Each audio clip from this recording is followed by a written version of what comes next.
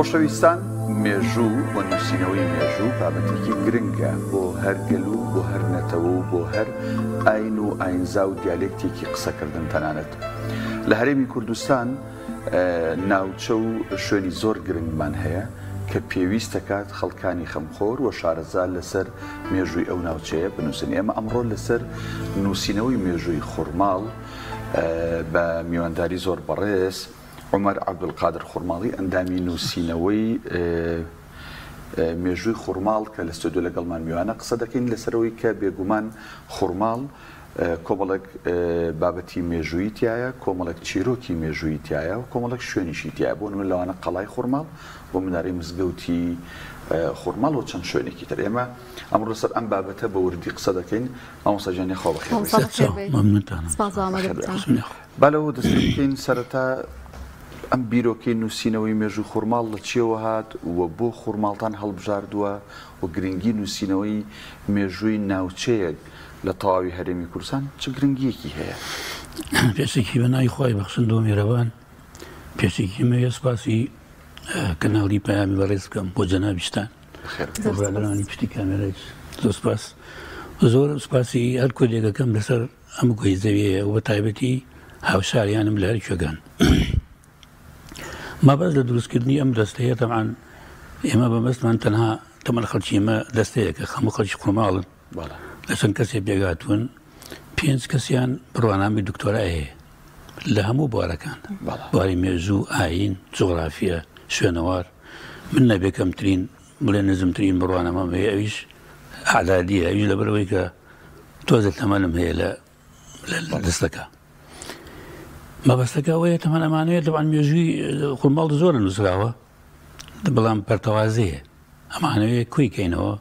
چڕیکەینەوە لە کتێبێکە و بێتە سەرچاوەیەکی زەنیاری بۆ داهاتووی نەوەکانی ئێستا و داهاتویش بن. کەواتە ئێوە لە سەرەتاوە دەست پێ ئەکەن یان ئەوانەی کە هەیە و لەم لەولا نووسراوە کۆیەکەنەوە؟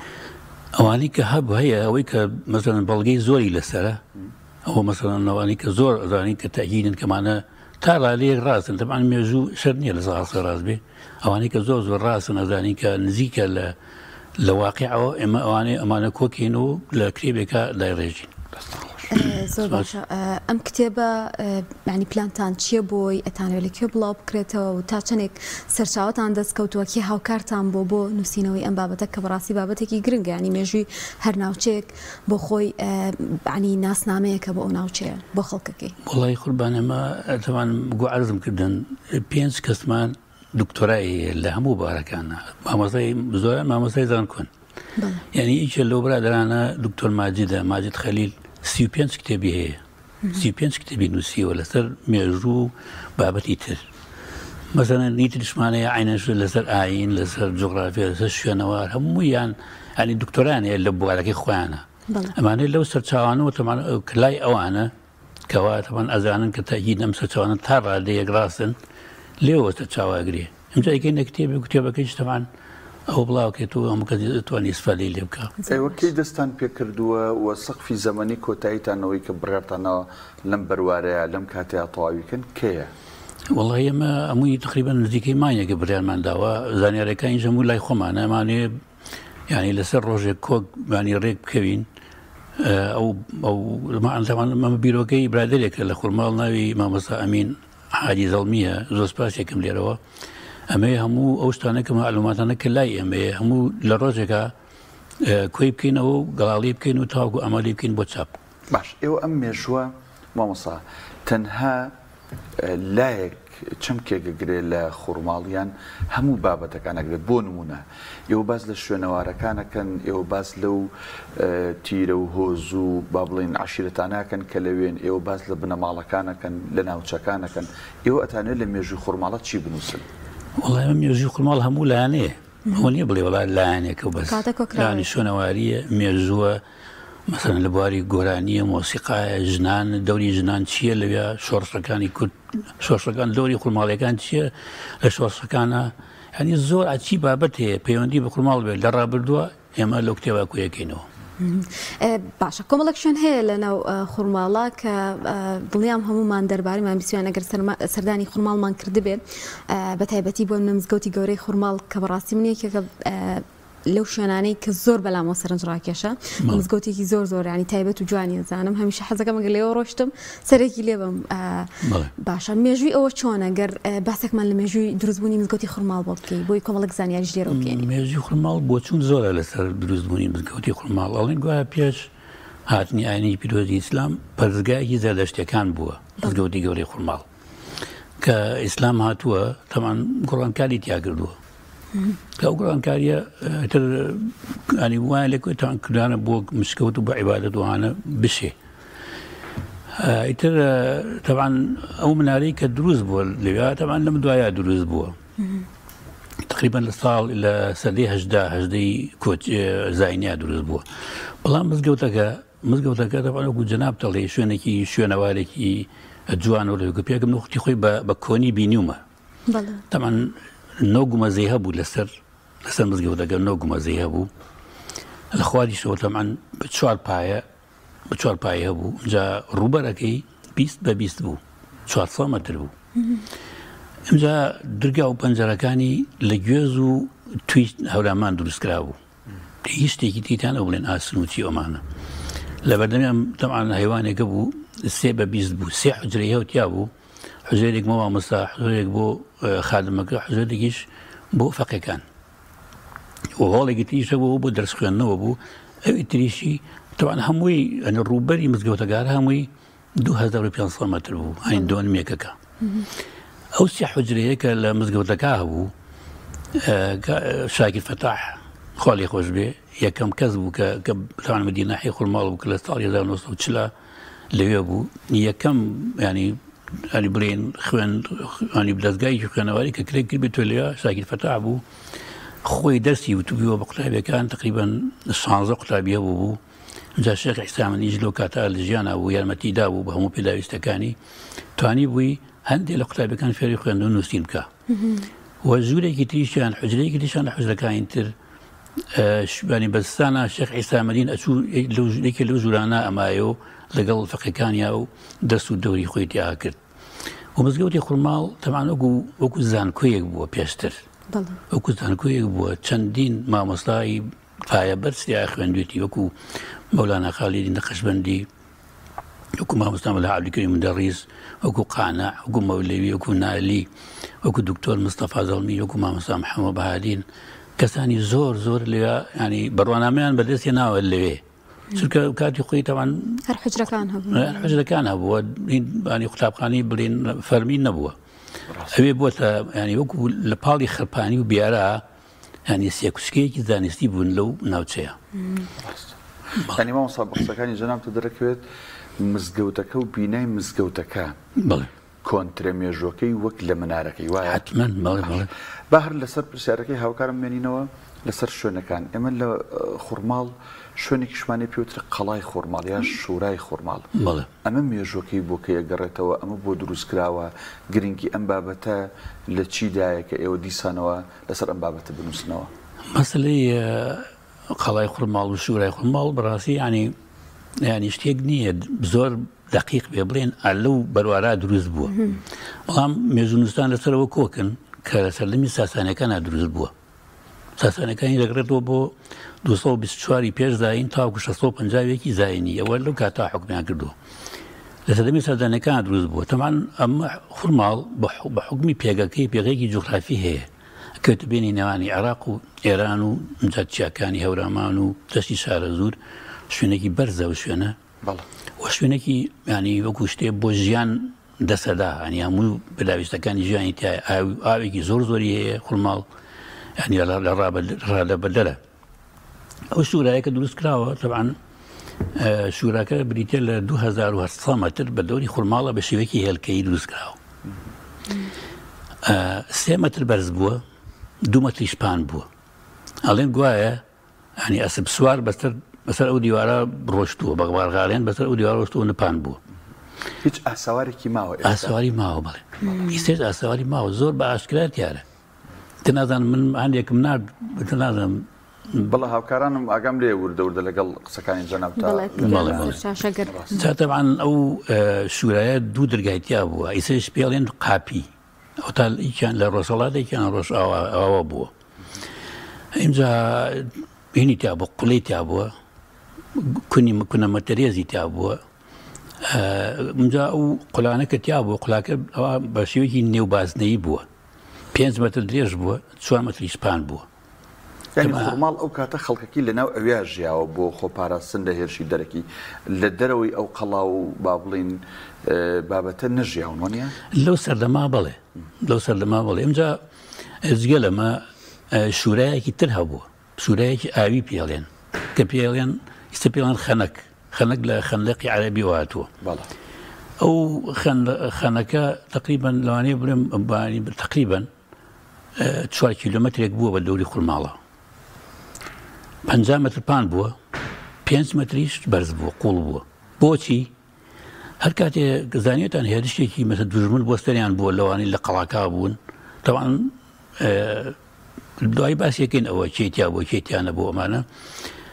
بۆ ئەوەی کە کاتێک کە هێرشێک دەستریان بووە ئەو ئاوان بەراوەتەوە سەر ئەو خەنەکە سەر ئەو شورایە بۆی نەتوان دوژمن پڕنەوە لەو ئاوە بێن وەستەریان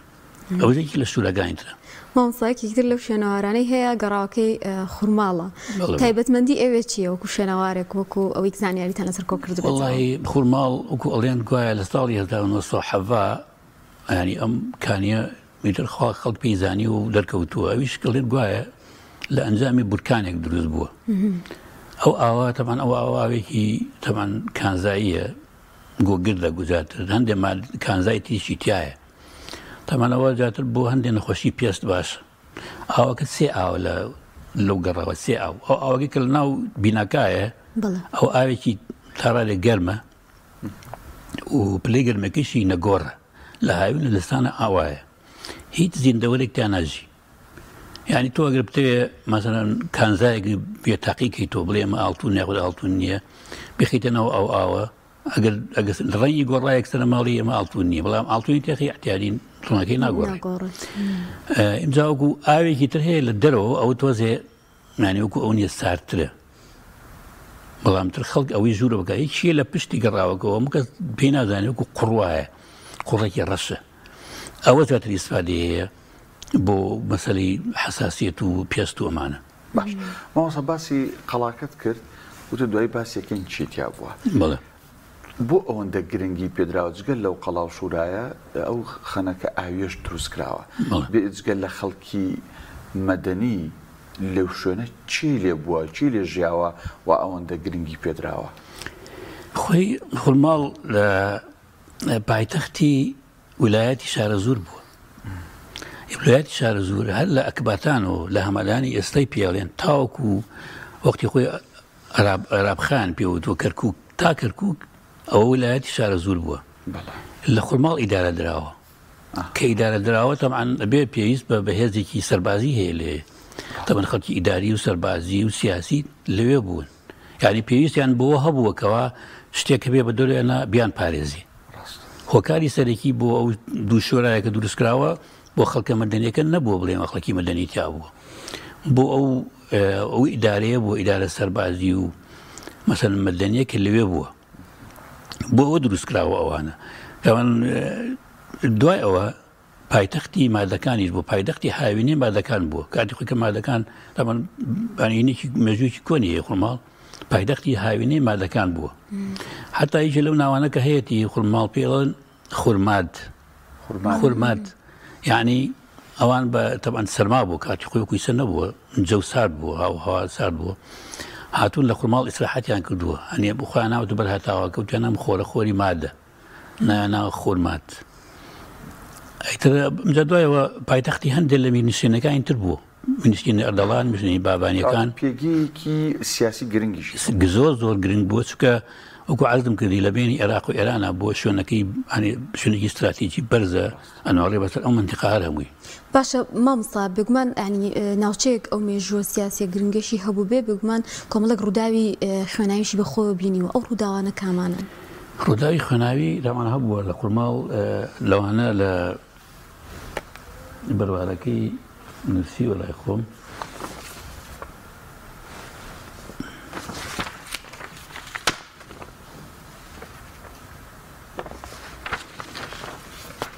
حتما نەبێت کۆمەڵێک شەڕ و جەنگی تیا ڕوویە.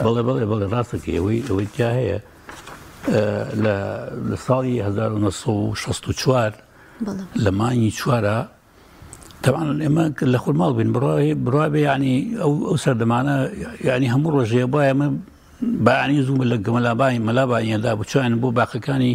ئەحماوە بکەن وڵاڵێن جێشا بۆ خورماڵ و چی ینی دایمە ئێمە لە شۆڕشا بووین لەو بەروارە لە مانگی 64 جێشێکی زۆر ها بۆ خورماڵ تەمان هاتن دەستیان کرد بە خەڵماڵی خەڵکیان زۆر سووتان و تاڵان کردنەوەمانە چەند گەنجێکیان گرت تقریبا زۆر بە گەنجەکان گرتیان بەڵام دەبن گەنجەکان کە بردیان لە خواری هینەکۆیە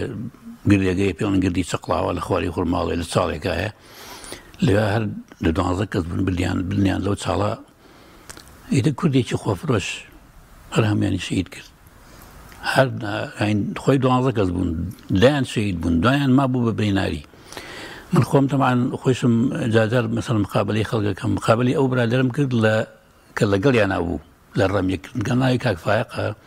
برایی کاک حەمە کۆڵنە دەرە من خورماڵەکان ئیناسن وتی من لەگەڵیان نابووم کە ئەو برادر ئەو کابرا خاینە خۆفرۆشە تەقەی لێ کردین تاوان من و برادرێتتر ماینەوە من دەستم بەدەستی یەکێ لە شەیدەکانەوە بوو بەسرابووینەوە بە یەک و ناوی کاک فایقە وتی کە گوێم لێ بوو من خۆم کرد بە مردوو چاوم نوقان و چی ئەمانە یەکێ لە جوندیەکان وتی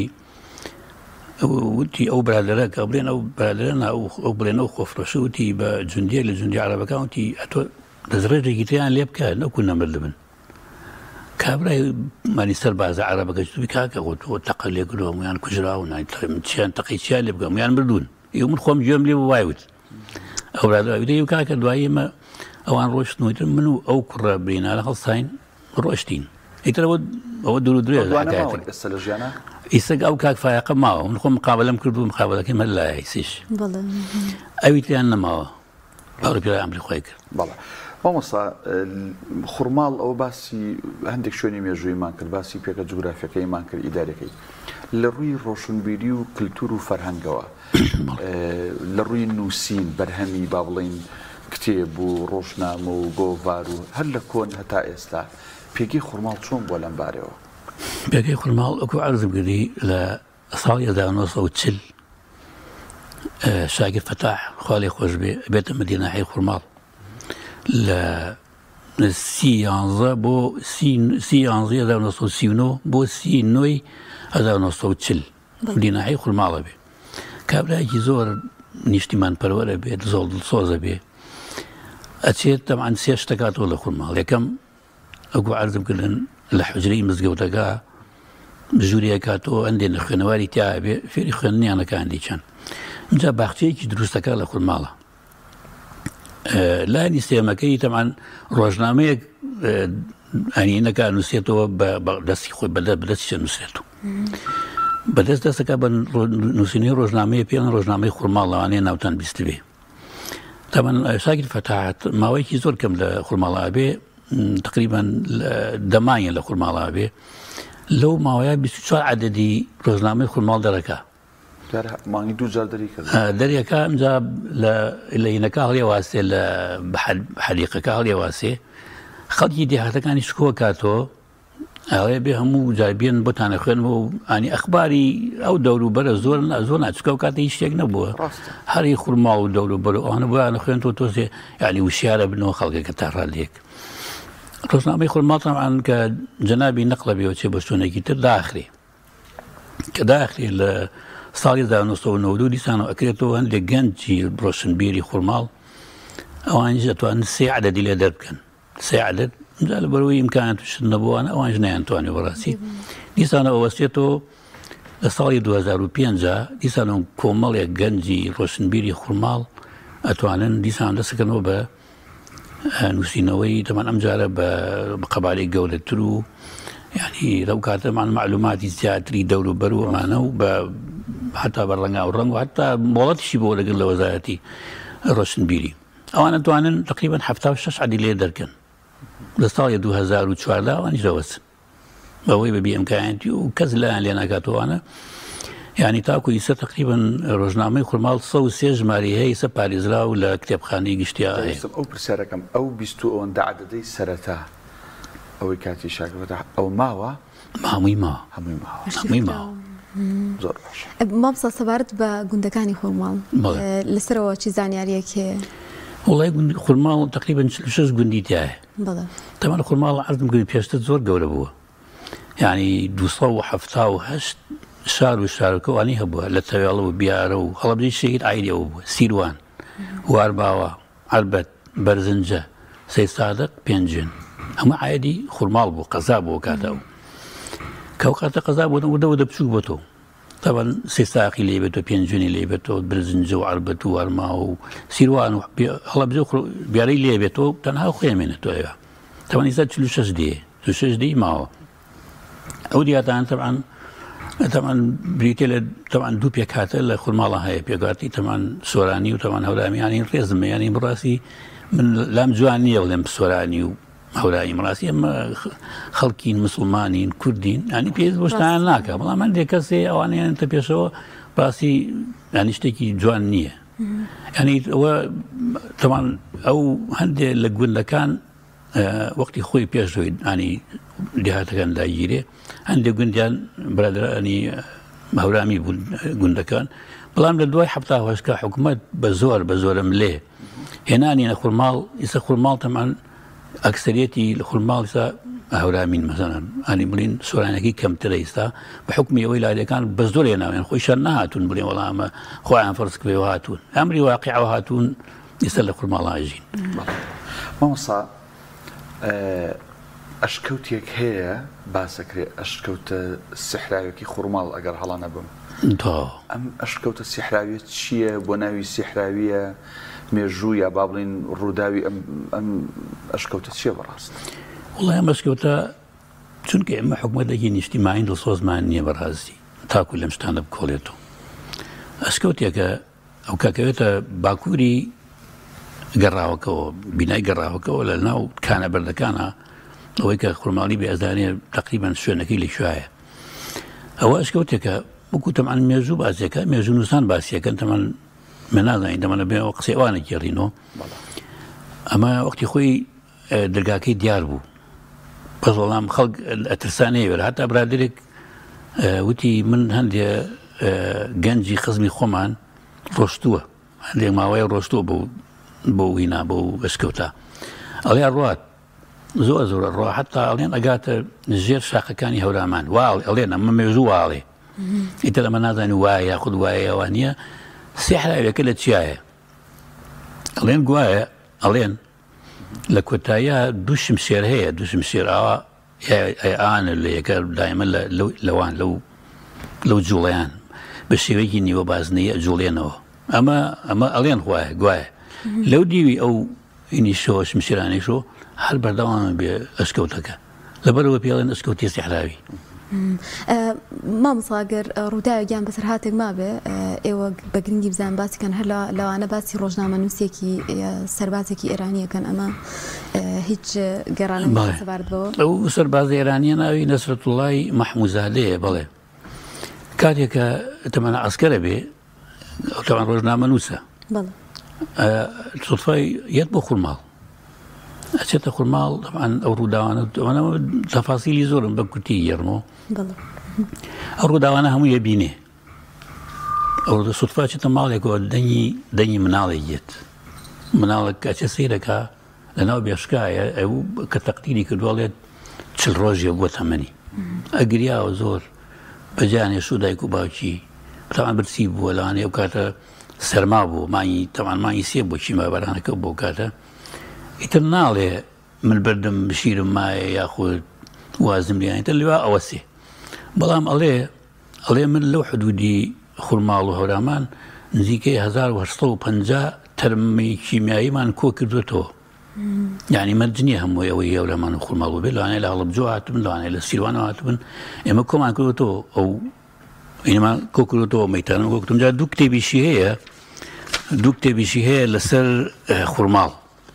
لسر اوشي ما براني خرمال يلا شو نقدر بدو اسمه زۆر باشەوەڵا کاتیشمان تەواو بوو مامۆستا. بەڵێ با ئەو دوو کتێبە ئەو دوو کتێبەی خوا دوو کتێبیدا ناوە نەفسهای مەسمومی حەلەبچە. ئەمجا ئەڵێ خورماڵ گەهوارەی مەزلومیەتی کوردستانی عێراق. ئەنی من پەیامێکی تریشم ماوەڵا گەر مجالم وایە پەیامێک بۆ حکوومەتی هەرێمی کوردستان. تەمان خورماڵ گرنگێکی مێژووی هەیە وەڵا تەمان شوێنەوەرێکی کۆنە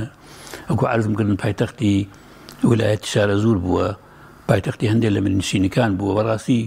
تورک و عەرەب و فارس زۆر گرنگیان پێداوە بەڕاستی. بەڵام هەلەم سەردەما یعنی سا لە پایتەختی ویلایەتێک و هاتووی سەر ناحەیە کاتی خۆی قەزا بووە. ئێمە داوا کراوە خەڵکی خورماڵکە بکێتەوە بە قەزا. من لێرەوە داوا ئەکەم کەوە ئەوەنە مەسەڵەن عەرەب و عەجەم ئیحتیمامی بەداوە کاکە با کوردەکەی خۆشمان ئیحتیمامێکی پێ بدا، لانی کەم ئەو قەزایەکە بگەڕێنەوە بۆ خورماڵ، لانی کەم بیگەڕێنەوە. جا پەیامێکی تریشمەوەیە بۆ خەڵکی خورماڵ هەندێک زانیاریمان هەیە داواکەین لە خەڵکی خورماڵیەکان ئەو زانیاریان دەربارەی ژیاننامەی خۆیان بۆ ئەم دێن ئەوانەی کە نەیانناودوو بووی لەو کتێبا کۆیکەینەوە هەمووی زۆر زۆر سوپاسدانە عمەر عەبدولقادر خورماڵی ئەندامی نووسینەوەی مێژووی خورماڵ سوپاس بووی کە لە سۆدا زۆر سوپاس مەمنونتانم زەحمەتان کێشا.